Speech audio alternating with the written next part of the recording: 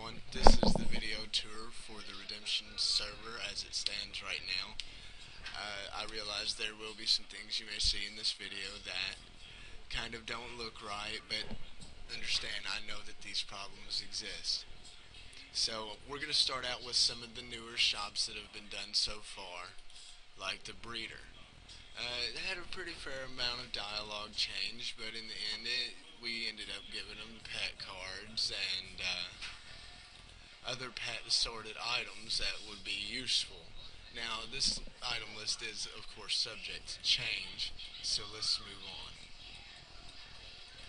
I'm not sure about anyone who has had the AH bug, but this doesn't seem to be a problem on Redemption because I guess people either just don't use it or I'm not sure. I guess that one will just have to find out in the future.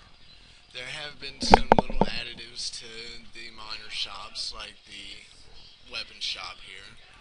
As you see, it sells enchantment supplies. I do have plans to change this, so don't get too comfy.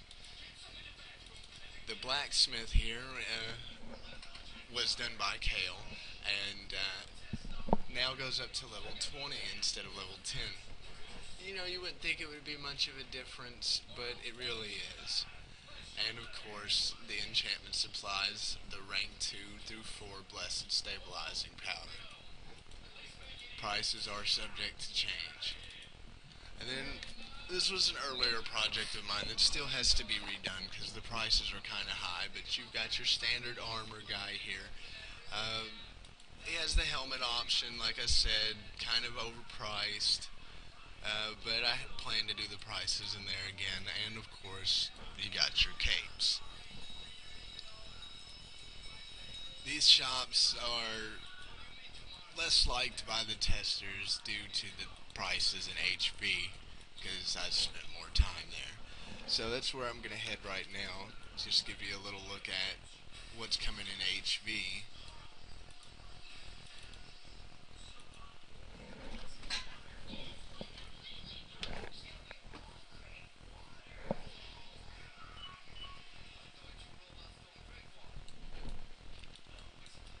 So here we are, nothing out of your standard, but this guy's kind of bare. I'm not sure why Kale had decided to remove the black and white Lydians and all that mess, but I'm pretty sure I'm going to be putting those back in there. This little lovely NPC stands in every city and was actually designed entirely by Kale. It's definitely an NPC worth checking out. It gives you a buff while giving you a debuff. It's kind of a yin-yang balance. And of course we've got the HV buffer, which will allow you to either individually select each buff that you want or get all buffs at once, and give your creature selective buffs or all buffs at once. Very useful feature. These buffs, of course, are at 24% as previously stated on the forums. And then we get to my pride and joy of the shops. This guy right here has a little bit of everything that you could ever hope for. R5 and 6 helmets, armor, rings, necklace, everything that you could want for R5 and R6 you can get right here. Except for, the R5 and 6 weapons you get here. It's pretty fair prices, they are still subject to change. We'll see what goes into that when I get back to these shops, as I'm currently working in City of Ruins. But to round up this little tour, we're going to take you to the TOA, which was done by Sayat Kara, the TOA and TOLs that I'm using anyways. And then I'll give you a short preview of TOEH, which is a hard mode only dungeon that is on the EPVP forums, was just released yesterday.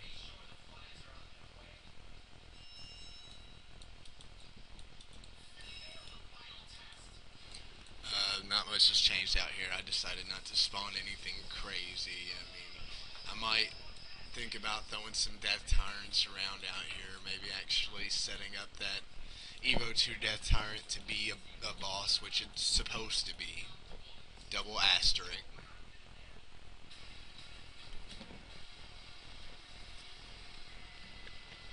And it looks like we're going to go through TOLs first because I decided I didn't want to go right to go to TOA. So let's just take a look in here real quick. The guy, Sayakara, actually did a pretty good job at doing this dungeon and TOA. He got a lot of the mob spawns correct, where he may have just left a couple mobs here and there that didn't belong. But hey, no one does it 100% right. And see, I guess in TOLs he put it here. I may be mistaken in thinking that TOA had Serbs in Serb Hallway, but I was pretty sure. Anyways, let's get out of here. Go ahead and head over to TOA.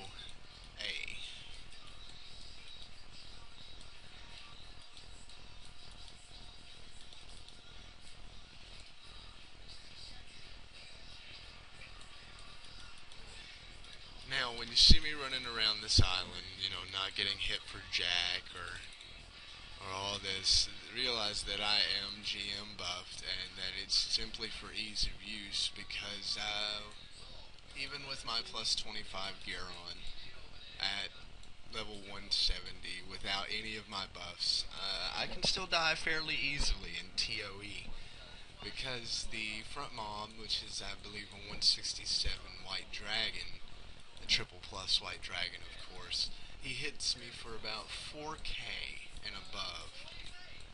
So I tend to just run around this place with full GM buffs. TOLs and TOA aren't really that difficult. What you would expect for a party 1.5x and above. Ignore my little test NPC here. This is the NPC that was said about on the forum thread where I mentioned a future NPC to spawn hard mode bosses. Like you see, you just talk to him, he spawns up whatever you want for the moment, but of course this is no good for me as it would allow people to spam hard mode bosses, and well, that's just no good. So again, we got your standard run-of-the-mill. They look kind of thin back there, but a lot of tweaks have to come out of these dungeons, and even writing one of these scripts, just knowing where everything's supposed to go, that's a big enough job. Like I said before, the white dragons here. That's fun stuff. And someone asked me a question about whether or not the trail was using all of his attacks. In my version, it turned out no, he wasn't.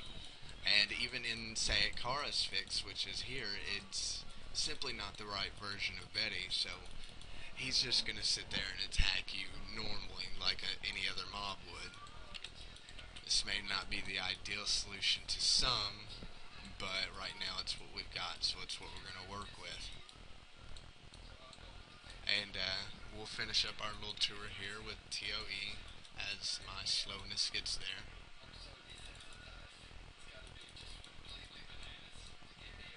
I haven't shown, I've been running around with my Druid this whole video and haven't even shown the Druid spam that I've been working on.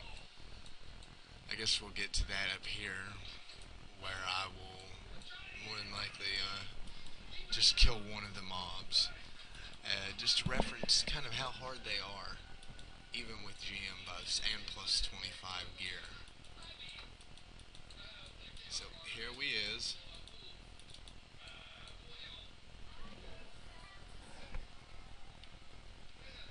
It would seem that the name is quite coincidental to the name of the dungeon, but Okay, here we go. Very front. Like I said, 167 White Dragon. It's a pretty boss little guy there. So let's see what we do to him.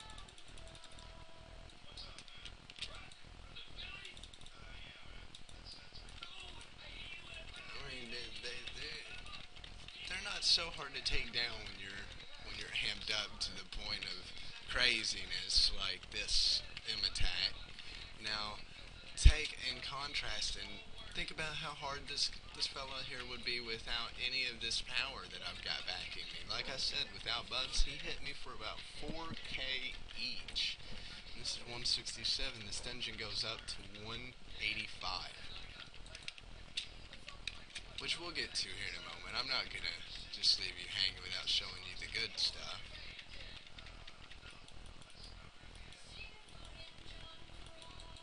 Okay, so let's go this way. And these guys, even with my buffs, can still hit me up to 1.9k average. So, like it was said in the forums, this is definitely not a place for the weak or people who can't work together well as a team.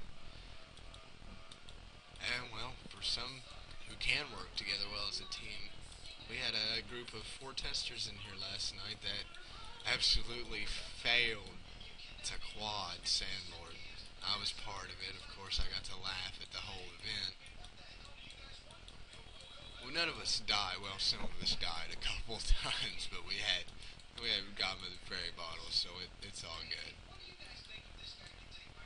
And we got, this area back here, which is full of lovely little dragons who wish to eat you.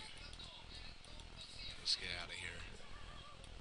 I'll take on one of the 1-8x mobs just to demonstrate, and then we'll wrap this puppy up.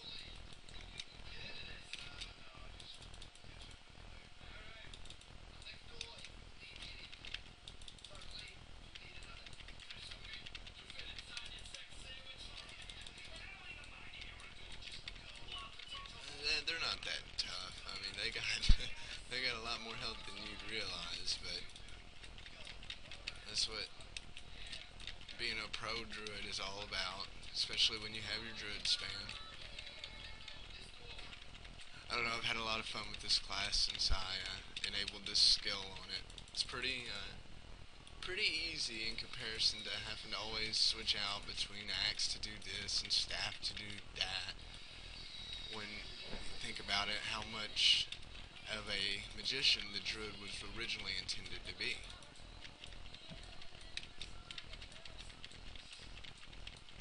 Okay, now he's dead, and I hope you all have enjoyed this little rant, and I hope you check back soon for future fixers coming out of Redemption.